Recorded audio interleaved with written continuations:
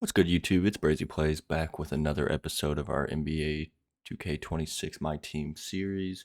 Today we're getting close to another exchange piece for a season mode one completion piece. We're gonna get our next one through the challenges. Actually, I kind of wanted to just go over and make a video explaining kind of how I got three the quickest and kind of what I think is the quickest way, just so you guys, if you're just starting a day or if you're kind of been working towards some of them but want to figure out the best way and best order to do them, how to get three relatively quickly. I mean, it's still a grind, but it's kind of putting your time in the best way possible. So the one we're going to get next is the one in the challenges, which is your triple threat and clutch time wins. So you need 250 triple threat wins, but you also need 250 clutch time wins. So it's 500 wins. It seems like a ton, but the thing is, when you're working towards your where's exchange is at so the breakout pieces, the original ones.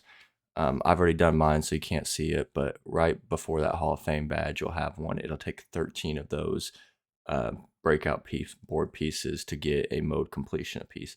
So while you're doing that, you're going to get a ton of triple threat wins. You're going to get a ton of clutch time wins. So you're going to be working towards your um, your seasoned ones, but you're also at the same time while you're playing those games, you're going to be stockpiling gold cards, emerald cards, WNBA players, rubies, even some 90 plus packs. So you're going to be getting a lot of players towards. But then our third piece is the gauntlet. So basically on breakout, if you hit X, you'll look at the gauntlet. So I've finished it once. I'm not going to do it again. It is not enjoyable to do. I'm not going to lie. I did it with 230 cards. I did a lot of challenges. If you're not going to do a ton of challenges, you probably need 300 to 350 cards. So, but you can get basically that second piece before you do gauntlet, or most of that second piece before you do gauntlet. There's only like 30 clutch time games in Gauntlet out of the 100. So if you play a lot of your clutch time boards while you're kind of working towards getting enough cards, like I'm playing right here, you'll because you'll probably have at least 70 triple threat games in your Gauntlet. So realistically, on your challenges, you don't want to have, or you want to have at least 70 more triple threat games, so you're not basically wasting time, if that makes sense.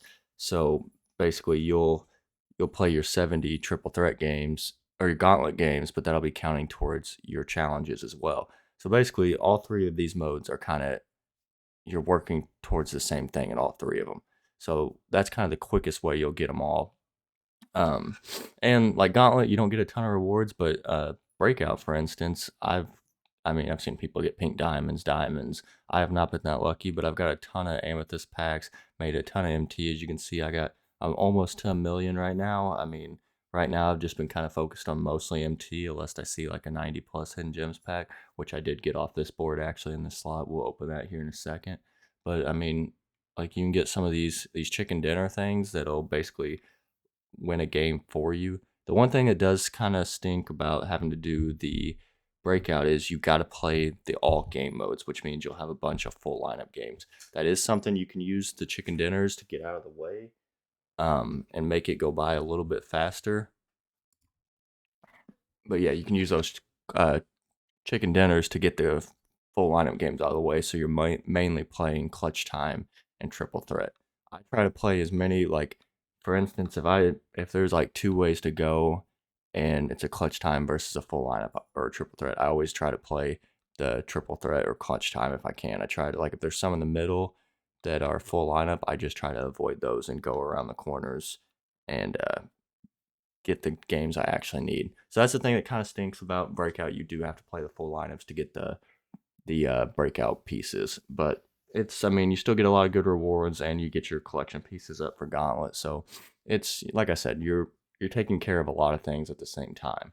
But basically, those three together, that'll give you three total pieces. So when you go over to your um, exchange, we opened, as you guys saw in the last video, we actually opened our 95 plus, and we got Jack Sigma with our original piece. So we'll be able to get one more. Probably we're gonna go with Glenn Rice, just because if you saw who we got, it was Sam Cassell in the last video. So our point guard position is really saturated. So as much as I like Jason Kidd in real life, I think Glenn Rice kind of fills a bigger need. And if we get a fourth one from Showdown, that's where we have to make the decision. Do we want to grab Jason Kidd, or do we want to go ahead and go for these Legends badges, or maybe even 50,000 MT? Um, I'll take a look at the team real quick. I did use the Sam Cassell a little bit online. He plays better online than I thought he was going to. His jump shot's really nice, really easy to green. Still, obviously, really disappointed just because we had Rex Chapman and I really liked Rex Chapman. So I had to basically choose. Like, it's hard to not play the Pink Diamond just because even as good as Rex is, I mean, the Sam Cassell does play really good. But the big thing was I had holes in my team in the forwards position and as well as maybe a backup center. But I mean, obviously, we know with these packs that they're going to be mostly point guards or undersized players, players that people don't want. So, but that being said, Sam Cassell, it could have been worse. It could have been Isaiah Thomas or somebody way worse. So we're not going to complain too much about that. Did use him online and liked him a little bit more. Might just be coping a little bit to justify all the time I spent on Gauntlet, but it is what it is at the end of the day. So like I said, from the breakout board, we did get one of these 90 plus packs. We'll open it. I did kind of look through who you can get. I mean, there's a couple centers. I wouldn't be mad with Hassan Whiteside or um, there was one other player who wouldn't be too upset about, but I can't remember who it was even. But we'll go and open it. Of course, it's a shooting guard. Hopefully, a big shooting guard that can play small forward, possibly. Pacers. Not really sure who that is. Let's see.